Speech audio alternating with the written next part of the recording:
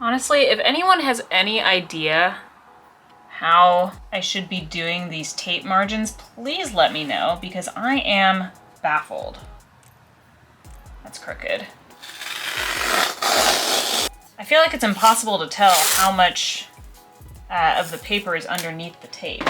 Do you just kind of take a little peek there, and I'm having a really hard time getting the tension right on the paper. Like just getting everything flat and smooth enough so that it doesn't buckle like this. How do I avoid that? What am I doing wrong? I'm really pulling it as tight as I can, and I'm still seeing just like a little bit of buckling, so I don't really know what I'm doing wrong. Not entirely sure why I started recording this. I don't even have a thumbnail for this piece yet, but I wanted to voice my frustrations with actually taping down the paper. So let me know in the comments what I'm doing wrong and if there's an easier way to do this, because this can't be right. Right? Hi guys, welcome back to Inktober Day 3. I am realizing that I'm very behind and I need to start getting these done a little bit quicker, especially because the video footage that I am currently editing for the first Inktober is monstrous. There is a lot of recordings to go to, so that's fine. It's all a learning process. I know from this point forward I need to like speed up my narrating process so that hopefully the videos are a little shorter. Little more speed drawing, little less real-time drawing. Anyway, for today's Inktober, the theme is Frankenstein's monster, and of course we're doing monsters on vacation, so what I decided to do for Frankenstein's monster is put him in an amusement park, and of course he is too tall to ride any of the rides. This sketch is a little more sketchy, a little less refined than my previous one, and that's because I actually had some trouble with the composition of the whole thing. I know I want like the big, medium, short line of characters here. This isn't really a character, this is supposed to be like a cardboard cutout, and then in the background I want the roller coaster to kind of be going the opposite way, but I do need to bring the whole composition down a bit. I think this is gonna be adorable though. I can't tell you how many roller coasters and Ferris wheels I've drawn in the past year for some reason. It's been a year of amusement park rides, but let's go ahead and get started on this one. So I think the first thing I'm going to do is actually go in and draw that, like, the point where the fence meets the ground, because I want to avoid this problem that I had in the thumbnail of having like all this extra space at the bottom. So I think I'm just gonna go ahead and do about a ruler's length, just like this, so that we have a lot of room in the paper for the characters and the roller coasters in the background. And that's just gonna be where the fence ends. The characters' feet are gonna go slightly underneath that. In fact, let me just jot down a little guiding line for that. There we go. I haven't had to deal with eraser marks in so long. It's actually kind of funny how often I'm just brushing away eraser marks. I'm gonna do the top of the fence just over halfway up the paper, right about there. And that's also gonna be the height of the ticket booth that's just gonna be off in the corner here. Let's go ahead and sketch in that ticket booth. It is gonna be mostly off to the side, and then that's where the fence is going to end, so that you can see the roller coaster cart kind of on the other side of the fence. And I'm just gonna continue that ticket booth up a little bit. I don't have a lot of perspective going on in this piece, I'm just now realizing. It's kind of mostly just gonna be on one flat plane. Actually, you know what? I've changed my mind. I don't want that ticket booth to be the same height as the fence. I'm actually gonna bring it a little bit lower. But yeah, most of this one's gonna be on sort of a flat plane, and I wanted to do that to kind of set up this tableau of having it look like Frankenstein is waiting in line without having to draw the rest of the line. And I think by just doing a flat piece, that's gonna help me a little bit. Just gonna sketch in this ticket booth a little bit while I think of what else to do. My main issue here, I think, is definitely going to be making the roller coaster look like a roller coaster. I think I can kind of fudge it just doing some like scaffolding with a rail on top, and then like a little simple roller coaster to kind of go up and down it. I don't think I need anything more than that. I know there would normally be someone in the ticket booth, but I don't want the focus to be taken away from the main three characters, so I'm just gonna try and do a bit of a glass texture over it and leave it empty. I am definitely going for like an old carnival feel for this piece. I don't want it to be too clean and sleek. So having said that, I think think I'm just gonna kind of eyeball in the slats on the fence. I don't want to measure these out. I want them to look rough. Go. And I think I'll maybe do just a little post here as well. And that'll just kind of act as like, suppose there's a gate that you need to swing in order to get onto the ride. That's what that's gonna look like, is the other half of that gate. Because I would imagine you would need to close that gate if the ride was ever like closed. So that's what that's there for. And we could just pretend that the gate is swung open to the other side. And then I do have a little further up from the fence the tracks that the roller coaster is going to be on. And then again, just really simple box cars. I don't want it to look too complex, too realistic, because one, I want this to be a cartoony piece, and two, I want to make sure that people recognize what they're seeing. And if I get a little bit too detailed, a little bit too complicated, I might lose that. I'll tell you, I've only done a couple pieces so far, and I'm already way more confident in doing the sketches now, mainly because I've just kind of learned what the materials are like, and I feel like I've got a better handle on it, but I'm just getting more comfortable with the process in general as well. I think I want to sketch in the background first. And like I said, I want that X in the middle of the characters going from left to right, tallest to shortest, and then the roller coaster in the background going from left to right, shortest to tallest. So I am going to sketch out that line on the roller coaster. And then we kind of have another one right here. And that's just going to be to break up the lines in the supports for the roller coaster, because I am picturing like a classic wooden roller coaster as well. We'll make that one turn right there. Kind of funny to think how long I took just to do the sketch, and not even just the sketch, but just the like bare bones and structures of the background for the skeletons piece. It was a very ambitious piece to start with, but at the same time, I am very glad that I got it out of the way first. It kind of felt like accomplishing that just calmed my nerves about the rest of these Inktober pieces, and now these ones are a lot easier than that skeleton piece because there's a lot less going on in them, and I feel a little bit better about taking them on. Taking the angle of this coaster down ever so slightly, because I do have these carts on top that I want to be sure to include on there as well, so that we know that it is a roller coaster and it is running. And I can just put little like heads in the carts that are on the roller coaster, just to make it look like there's people riding it.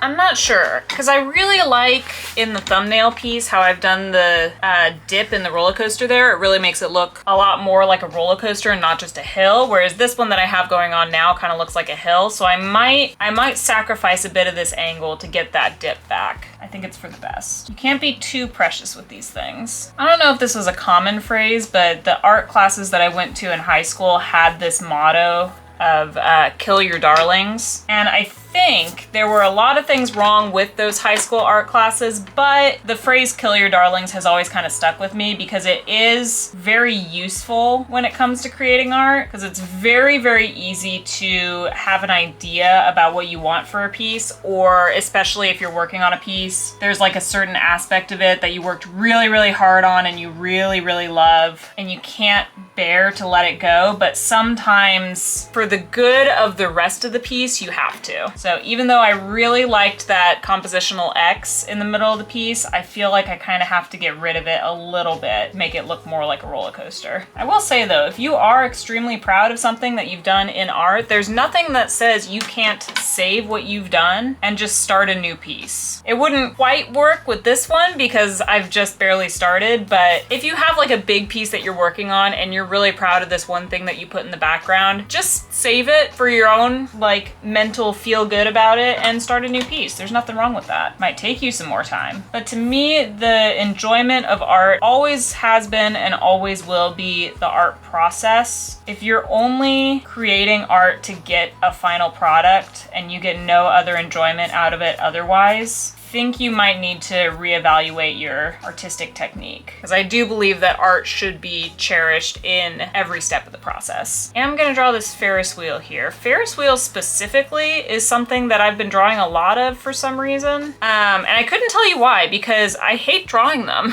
They're so difficult. It's a giant circle, and then on that giant circle are a lot of geometrical shapes, and it's really, really difficult to get it to look right. But alas, keep drawing them for some reason. That's gonna need some fine tuning for sure, but will work for now. Or you know what? It might not need fine tuning because this is supposed to be a very cartoony piece. And if I can just get the gist of what I'm trying to create to come across, then I will be happy. All right, I think the background's pretty much done. Now I need to fit these 3 figures in. Ooh, God, I need to start using the hand guard. Look at the side of my hand there.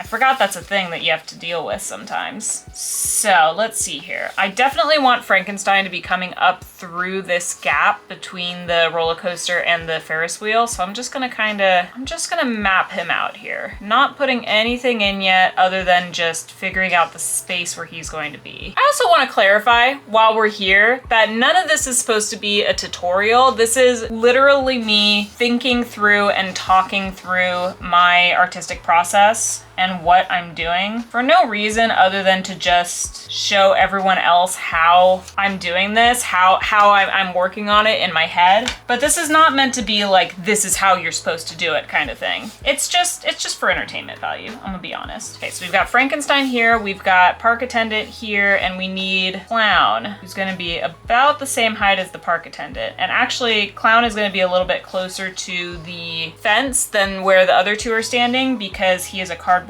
cutout and does not need room to stand where the other 2 are. He is right up against the fence. But I think this is a good composition. I really like this. So what I'm gonna do now is start working on these figures. And I think I'm gonna make this a little bit of a time lapse because these figures are gonna be a little bit more intensive than the rest of the background. They are supposed to be the main focus of this piece after all. So I'm gonna work on this until the sketch is finished and then I have to go stream. So I probably won't see you again until tomorrow, but it'll just be a couple minutes for you. So I'll be right back.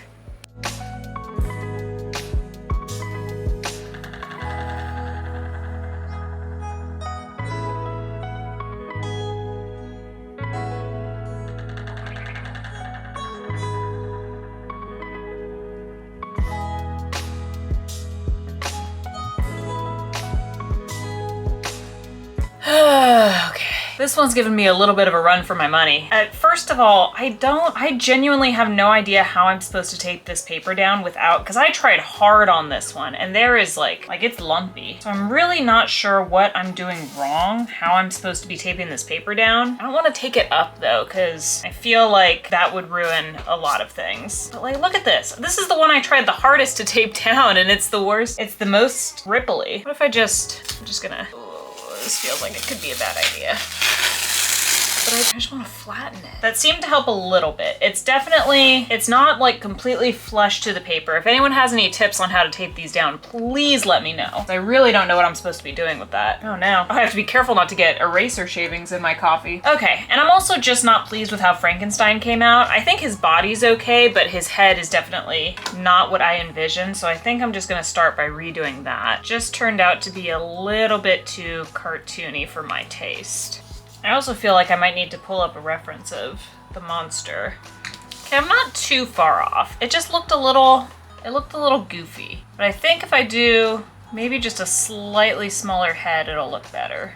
I do really like the beady little eyes though. I wanna keep that for sure. I'm definitely experimenting with a different style for these pieces. I want something really cutesy. I think that's better, a lot more simplified. Comes across a bit better as Frankenstein's monster, I think. And then I'm pretty happy with the rest of the piece. I think it was just the face that was giving me some issues. So I think with that, it's actually time to start inking. I didn't close the curtains on the window behind me, so hopefully that light isn't too distracting, but honestly, I'm too tired to deal with it right now.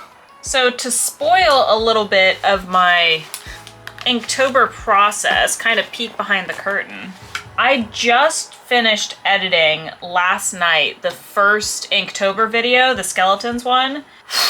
First of all, that video is an hour long. I am so sorry. I promise the other ones are gonna be shorter, but I think it was a combination of, what did I use last time? 0.3? I think so. I think it was a combination of choosing the biggest piece to do first. There might be one of equal size, but there definitely won't be another one with that many characters in it. So it was a combination of choosing a really, really big piece to do first and just the nerves of starting Inktober, because I'm always very nervous on these first few pieces because I'm kind of getting back into the swing of things a little bit. And then I find my rhythm and things go a little bit smoother.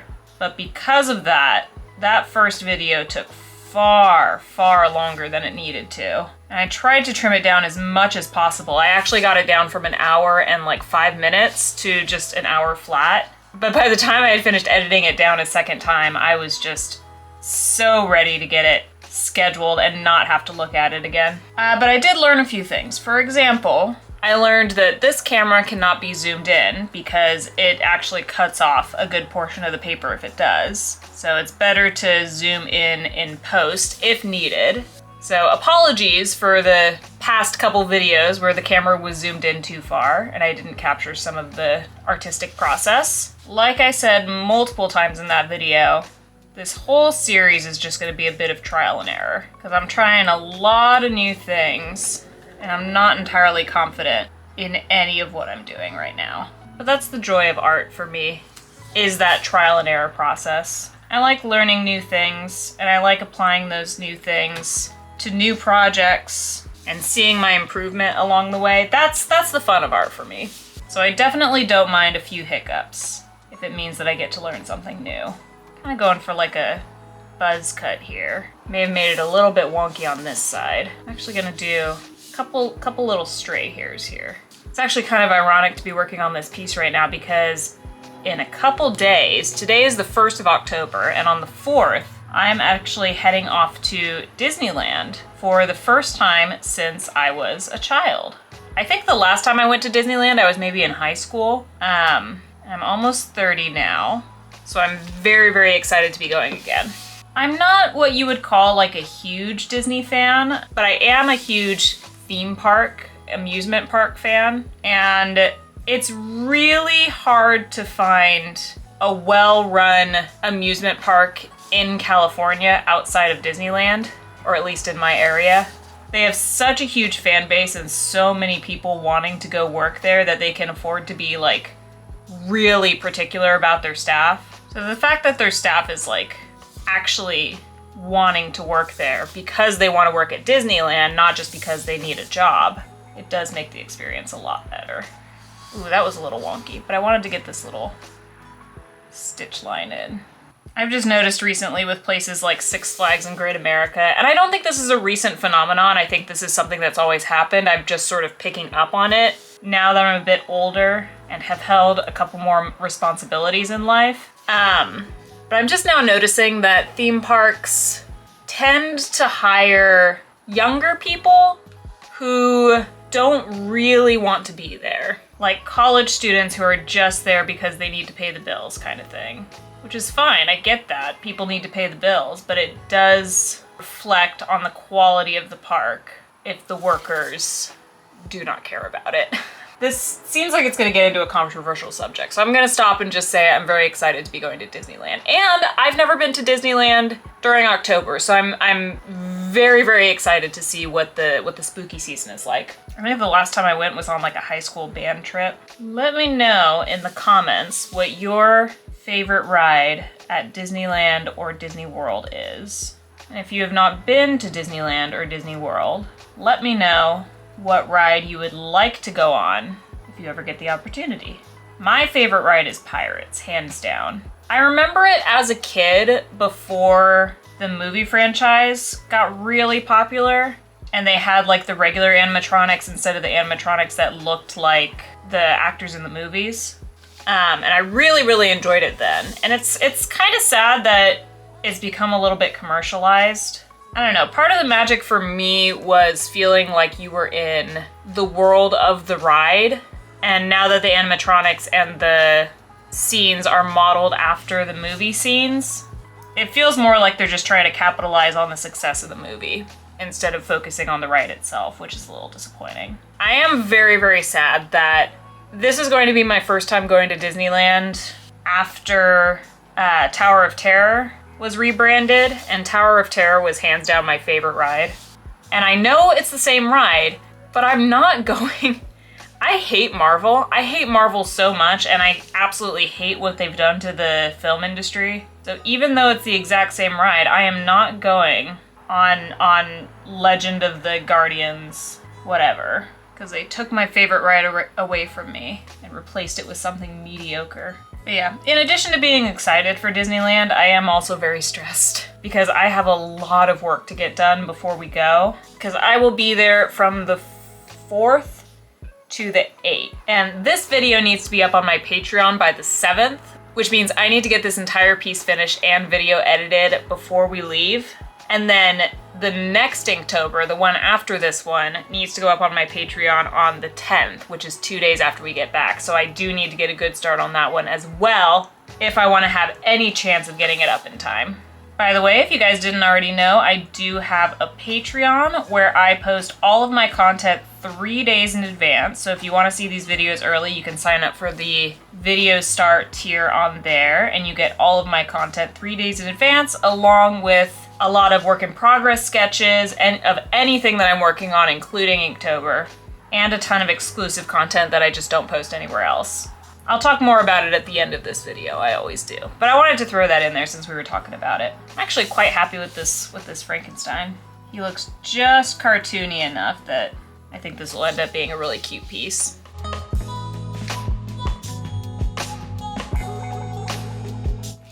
done it again.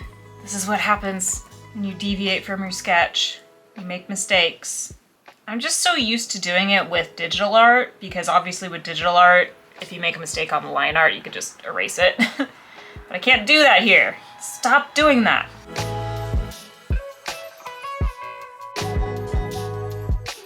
I think my problem isn't even really that I deviate from the sketch, it's that I don't complete my sketches. I'm so used to not really needing to do a full sketch with digital art. Like, I can almost use the line art as a second sketching phase.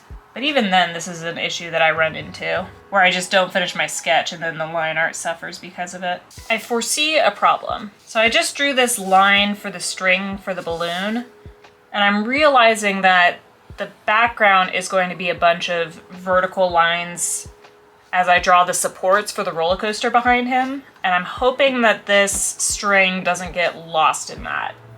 Right now, I think my solution might be to do the roller coaster in the gray ink, like I did for the first skeletons. Just do the background in all gray. That might be a good idea. Just realizing I'm lacking on the cross shading here. Gotta throw some more of that in. I really wish I wasn't on such a tight schedule with these, because I'm actually quite enjoying doing the line art. I know I said it a lot in the skeleton video because I just edited that one, but it is such a relaxing process. It's very zen. And I'm sad that I can't quite enjoy it as much as I want to, because I'm stressing about timing.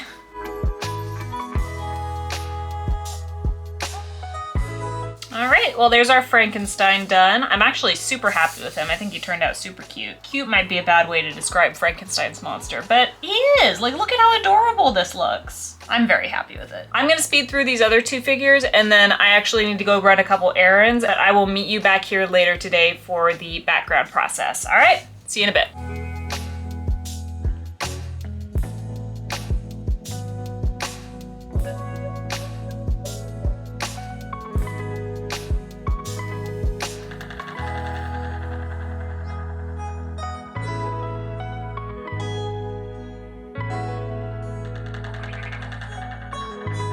Hi guys, I'm back from my errands, and before we get back into this piece, I want to show you what I got in the mail today because I am so excited. This is my good friend Kara's coloring book. It's the first one she's ever released. She worked so hard on this. First of all, look how thick this is. She has been promoting this thing left and right ever since pre-orders were announced, and there's illustrations in here that I have not seen. That's how much is in this coloring book.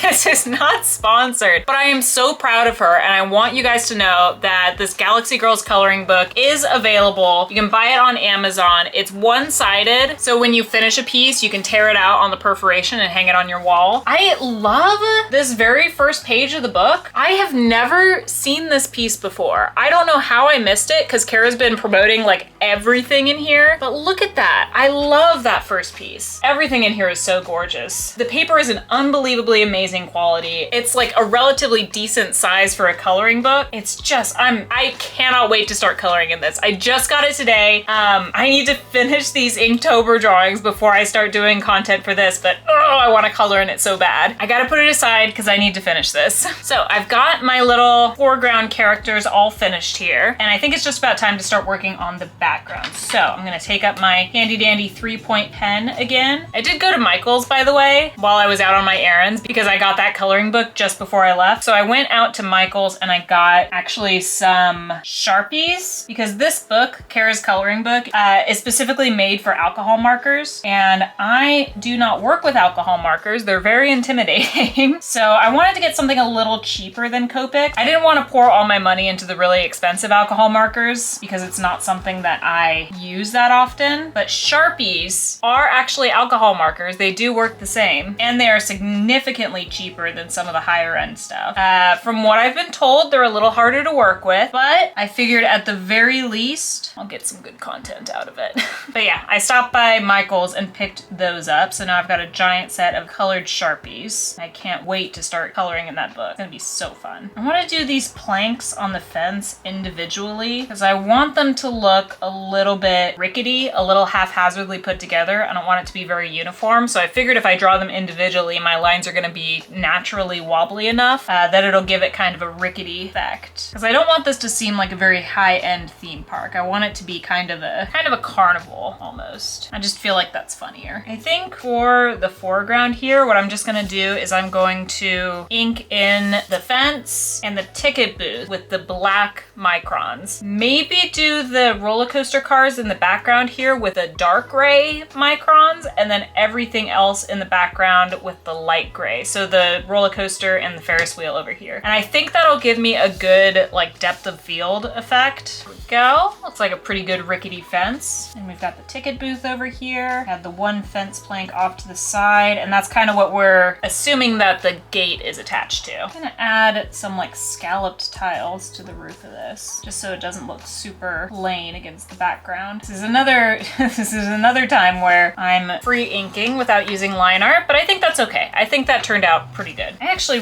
really enjoy drawing straight lines free-handed, especially when it comes to environmental pieces like this one where there's a lot going on in the background. And the reason that I like drawing them free-handed is because the like wobbliness of the lines I think really adds to the character of the piece. I want it to look hand-drawn basically. I don't want it to look super tight and super structured. I just think it adds character. There's no better way to describe it. Light frame around the whole window just for a little added texture. And then we've got the little, whoopsie. Oh, I went way off. It's fine. We'll make it black. The little open section where the tickets and money, where the money and tickets pass through. I guess I'll just shade that in with some cross shading to kind of hide that mistake. I think I'm gonna do some cross hatching under the bottom here as well. I keep calling this cross hatching. This is not actually cross hatching. It's just called hatching. Cross hatching would be if I were to go back and make little like, the lines go in the opposite way so that it makes crosses. Sign. Want it to at least say tick so that people can kind of infer what it is. And I think we need a little bit more hatching up top here so that we can see that the roof is coming off of the rest of the building. There we go, looks good. A little hatching down the side so that we can separate the fence post from the ticket booth. Okay, and I think that's everything that I want to draw in the foreground. I'm just gonna put one more fence post right behind our little ticket taker here because I feel like the fence was kind of disappearing as it was ending behind his leg there. But yeah, that's it. I think I really want to break out the gray markers and start shading these foreground characters, but I should probably do the background first. So first things first here. Let's pull out our dark gray 05 micron, and I'll use this to do the roller coaster directly behind them. Got like tracks here. Kind of forgotten how light this gray is, despite it being the darker of the two grays. Hopefully it'll be dark enough. And then I don't know how roller coaster cars work technically, so I'm just gonna kind of draw what makes sense in my head. It's not supposed to be completely accurate. I did the same thing for the TSA like terminals where they scan the stuff. I have no idea what those look like, but I think it's perfectly fine to wing things in art. Just come up with stuff out of your imagination. I think it makes it more fun personally. What I'm going for are just kind of these little like box cart cars. Nothing special. I know that this seat is probably way too close to this one, but I wanted to get a second one in there just so it didn't look like a weird lump in the cart. And then And I'm just gonna hook these together by a little chain. That's all a roller coaster needs, just one chain link to hook the carts together. That's safe. And then you're not gonna be able to see the cars in that one. So I think I do little doors maybe, kind of like this, just to add a little bit of texture. Yeah. And then I'm gonna do a little track just above this one. Because you know how, I think it's roller coaster wheels where they like sit like this on the track, where they're kind of, so they have one edge kind of gripping onto the side and then one edge directly on top of it. This is gonna be the top of the track that the wheels are sitting on. I don't know if that makes sense at all. Did in my brain. All right, there's our little coaster cars. And I think at this point, it's time to move on to the dreaded background. I'm actually quite scared to ink this in, especially this Ferris wheel. I always screw up on Ferris wheels. So I think since that's what I'm the most scared to work on, that's what I'm gonna start on. Or actually, should I do the Ferris wheel in the light gray or should I do it in the dark gray? I can't really tell if this is supposed to be in front or behind this coaster. I feel like it should maybe be in the dark gray, huh? Let's pull that back out. I'm gonna start with the little carts. And obviously, if you thought the roller coaster was gonna be inaccurate, you're in for a wild ride on this one. This is gonna be beyond inaccurate. This is gonna be a safety hazard. But you know what? All I'm trying to get across is the idea of a Ferris wheel. I don't need anything more than that. Look at me going completely off the sketch again. I'll never learn. Figured if I just draw the same thing over and over again, I don't need to worry about the sketch because I'll just have the muscle memory. Oh God, look how far off that is. Oh no. Don't deviate from the sketch. Children, told you once, I'll tell you a million times over. Stop it. It's not worth it. You know what I kind of want to do is draw little silhouettes of people in there. I think that'd be really funny. Just little guys. That's it. It's easy enough. Just so it looks like there's someone at this park besides Frankenstein's monster and the ticket taker. There we go. I'd probably do the same thing for this roller coaster up here. Just draw little silhouettes. I kind of want to add some stripes to the bottom of this to hopefully disguise this massive mistake. All right. Well, now comes the tough part, and that is connecting all of these and making it look like actual working Ferris wheel. I'm getting the urge to play Roller Coaster Tycoon right now. So anyone remember that game? That was my favorite game growing up. I think I'm gonna just kind of draw the center in right here. That's kind of like the center of the Ferris wheel where all of the spokes are gonna go. Supposedly, if I draw straight from the center out to a spoke, we should have relatively even working, looks like it's working lines. That's very thin. Oh no, I don't know if I trust the structure of this Ferris wheel. See, I already screwed up.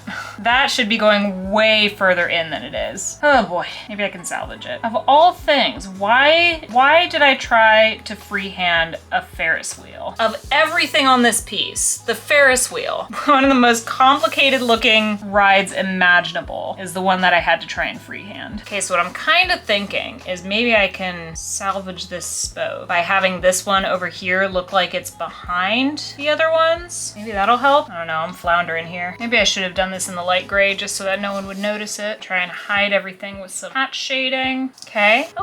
Draw these little supporting beams, the little like starburst ones that make the Ferris wheel look like a sun. Well, I said I liked wobbly background lines, so here we are. Why does this corner of the paper seem to always be cursed? And then we'll do some going the opposite way too, because it feels like it's not crowded enough.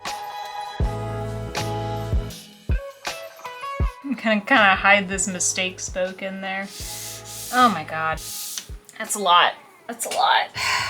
I mean, here's the thing. You look at it and you think, yeah, that's a Ferris wheel. So I'm not entirely mad at it. I wanna do more spokes, but something's telling me I should stop. Let me just draw like what would be behind these ones. All right, I think at the very least, we've successfully hidden the mistake spoke. I don't know why I keep drawing Ferris wheels. I think it's just a genuinely really good indicator of this is a theme park. All right, so now that we've finished with the dark gray pieces, it's time to move on to the roller coaster in the background, which is going to be done in light gray. And I think this one's gonna be pretty tedious, so I might just turn off this face cam and just do a time lapse for you guys. And yeah, I'll be back here for shading, okay? Bye.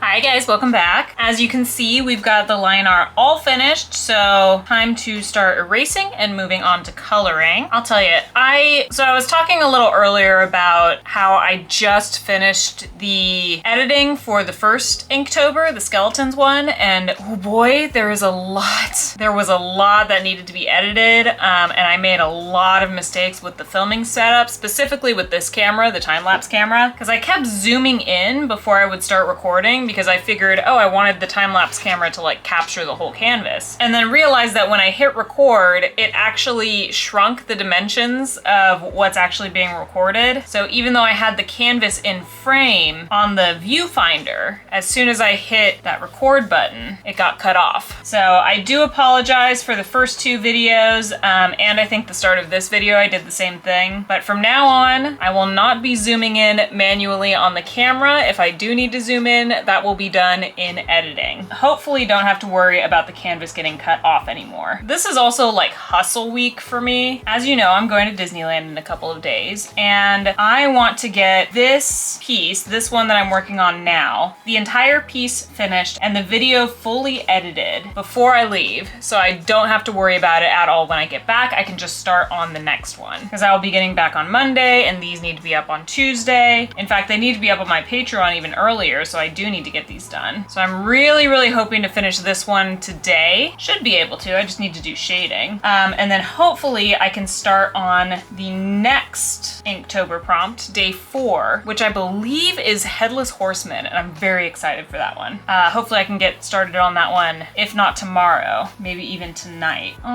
Everything's all erased. I am loving these gray microns. I never thought I would love a mistake purchase so much in my life. They're making all my pieces exactly what I envisioned, and I am so grateful that I decided to pick them up without checking their color, because I would not have gotten them otherwise. Oh, I did kind of screw up the lines up here. That was really hard to see over the pencil marks, because this light gray pen is almost the exact same color as graphite. All right, I think first thing I'm gonna do is actually the black outline around the characters while I sort of get my thoughts together about how I want to shade this. Also, should I do the black outline around the clown? Because he's not really a character, he's a cardboard cutout. We'll see, because I kind of want to do one around the ticket booth and the fence, so maybe it would be a good idea to do one around the clown. Either way, let's start with Frankenstein. What kind of pen did I use last time? This one doesn't seem thick enough. Yeah, I'm switching to a different pen. This is the 08, which I thought is what I had used, but maybe... Oh, I don't have a thicker one. That's the thickest one I have? Really? Oh, you know what? Not anymore. Aha! I went to Michael's yesterday to pick up some art supplies for the coloring book, and they had microns on sale for buy two, get one free. So I figured since I did not have a brush in the black, I would get a brush, so I got that for myself. I also got a 3-point pen, which is like big ol' marker status, and I got myself a 12-point as well, which again is a pretty thick boy. I wonder if this will be too thick. I'm gonna try it. I've also realized I probably shouldn't be talking as much as I am in these videos, because first Inktober video ended up being an hour long. The second one, which is exporting now, I think was 42 minutes long, so I need to keep these a little bit on the shorter side, if just for my own sanity. So I think I'm gonna go ahead and speed through this.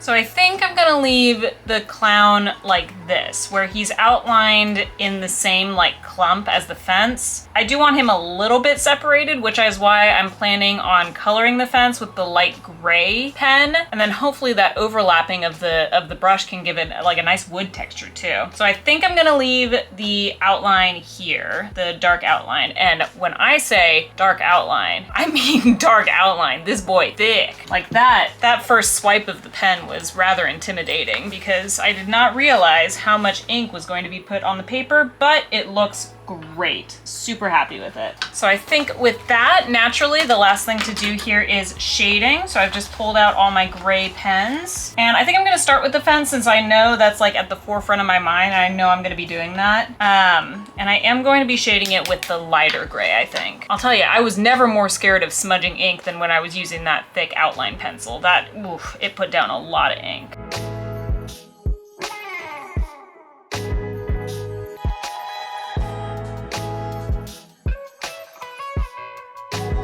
All right, fence is done, and for once, I'm actually really happy with the overlapping texture that the brush pen makes. It makes it look like a wooden fence. Oops, forgot this little bit over here. But I think the next thing I'm gonna do is I'm gonna start coloring in some of the darker areas of this piece. Like for example, I want the clown's afro to be a little bit darker, and the stripes on the employee's shirt. I was considering doing the monster's overalls in a darker color, but I don't know if that would blend into the fence in the background. I think this whole ticket booth can actually be the same color. Tie it all together. And then after I've got all the block colors situated, I can go in with the darker gray and actually start shading some of these areas. For example, I want to take the darker gray and shade in between the fence posts on the fence to kind of separate them a little bit. I think his balloon should definitely be shaded. I'm gonna try something kind of fancy. Do that, and then leave a blank space for the highlight. And if I go over the whole thing, that one part should be slightly darker, right? Yeah, kinda. Yeah, I think that works pretty well. Let's see here. I think I'm actually gonna put the light gray away for just a moment and start working with the dark gray, because there are some pieces that I do want this darker gray. For example, I know I want the monster's hair to be that darker color. Color in the eyes as well. And I think I'll do this guy's hair too, just to get a little bit more of that darker color in here.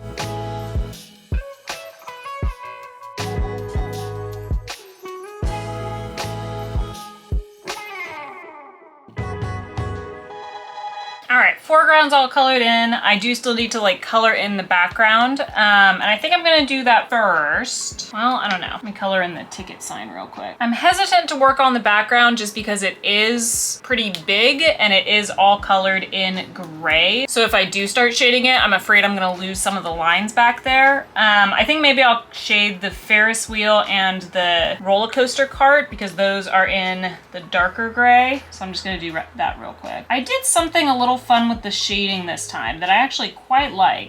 You can see it probably most prevalently on the monster's boots right here, is I left a little gap on the right side for like the highlight of the boot, and I went over the back again with the gray marker, but after I had already filled the whole thing in, and that left a nice subtle shadow. I did the same thing with the overalls, which I did decide to color, is I left a little bit of a white outline on the right side. I haven't gone over that with the shadow yet because I don't know, I haven't decided if I want to shade it by going over it again with the gray marker or if I want to go over it again with the darker gray marker. But I also did the employee shirt. I did the clown's stripes as well. And I'm kind of feeling once I shade the Ferris wheel and the roller coaster cart, that's going to be it for the shading on the background because again, I am really just very nervous to lose the lines of the far background since they are done in the lighter gray pen. Although, because this was done in the light gray pen, the stripes, like the outline of the clown stripes, and then I went over it again with the light gray brush, and you can still see the lines. So maybe I can do a little bit of shading on the background. I'm just gonna try it real quick. Yeah, you know, it does. Oh no, you can still see the lines. Okay. I mean, there's not much to shade just because there's not a whole lot of detail, but might as well just throw a couple shadows back there. I'm doing the shading back here very messily because I kind of want to see if I can get it to look almost like wood grain, since this is supposed to be like a wooden roller coaster. I know I'm not gonna get anything exact, but I just want to experiment a little. I am so curious what would happen if I went over just this entire thing with the gray pen, but I feel like it would blend into the fence a little bit too much, so I'm not gonna do that. We do have the Ferris wheel over here though. I can pretty confidently color in these stripes. I want to do alternating and then just kind of do a little bit of a shadow around the carts so they do look like actual tangible objects. And then maybe just a tiny bit on the spokes and such. I was thinking about it while I was drawing this, but I decided not to put the like light bulbs that are usually on a Ferris wheel, because usually they light up. And I decided not to do that because I didn't want the Ferris wheel to be too detailed. I felt like that might be a little distracting from the main characters,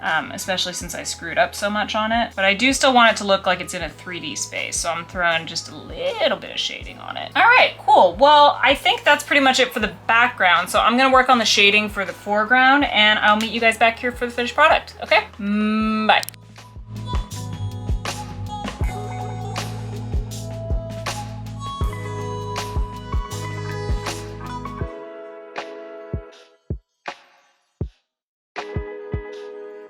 All right, there is our finished piece. I'm actually super happy with this one. That Ferris wheel was the bane of my existence. I decided to color the whole thing in because it was kind of looking unfinished if it wasn't colored, and the last thing I wanted it to look like was riddled with mistakes and unfinished. So I decided to color it in, and I think that actually fixed a lot of the problems. Anyway, I love this clown. He cracks me up. That goofy little smile on his face when this guy's obviously like a little bit concerned that Frankenstein's not allowed on the ride. Yeah, overall, very, very happy with this one though. I think I gave myself a little bit of a break with just making it a 1-point perspective. Everything's very flat. Didn't have to worry too much about putting things into the right angle. I think the outline worked perfectly. The clown in the center stands out from the fence, but he definitely doesn't look like a character like these other two are. So I'm glad that worked out. And the roller coaster in the background, despite it just being like a grid and nothing more than that, I think it actually looks really realistic. So very happy with that as well. Overall, I think this is exactly what I was envisioning for this piece. I love it. It might be my favorite so far, although I do love the airport skeletons. This one I think just has a little bit of whimsy to it that I really enjoy. I'm noticing this tape doesn't have as much residue on it, and I'm wondering if that's because I had to restick it so many times. Maybe that's the key. Maybe I have to restick it first.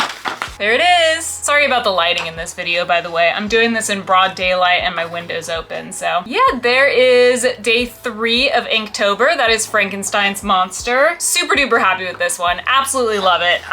The little like carnival behind him turned out so cute. If you would like to see this piece in full, it is being posted to my Instagram the exact same time that this video is posted, so you can go find it there. I am also putting together a speed draw of this video, which is going to be posted to TikTok and my YouTube Shorts. If you want to just see like the time-lapse version of this without my commentary, you can find those there. If you want to see more of me, however, you can actually catch me on Twitch. I'm streaming every Tuesday and Friday right now. I'm trying to get the Wednesday streams up and running, you guys. I'm trying. There's just so much to do, and especially right now with having to do 2 of these Inktober pieces a week, I just don't have the time at the moment. But Tuesday nights we do art streams, and Friday nights we do game streams, so you're welcome to join us over there at twitch.com. I have art stickers available, which I'm still so excited about. I've been wanting to do art stickers for my entire artistic career, and they are finally here. You can find those over at my Ko-Fi shop, ko-fi.com/threadwing/shop. And last but not least, if you want to support me and this channel just a little bit more, I do have a Patreon as well. You can support me there for as little as $1 a month and get exclusive and behind the scenes content for as little as $3 a month. Other than that, make sure you subscribe to this channel so you can find your way back here for the next Inktober video. This one is going up on a Tuesday, so the next one will be this Saturday. And that is going to be, I'm pretty sure it's the Headless Horseman. I'm gonna double check. But yeah, I love you all. I hope you have a wonderful rest of your week, and I will see you guys all then. Goodbye!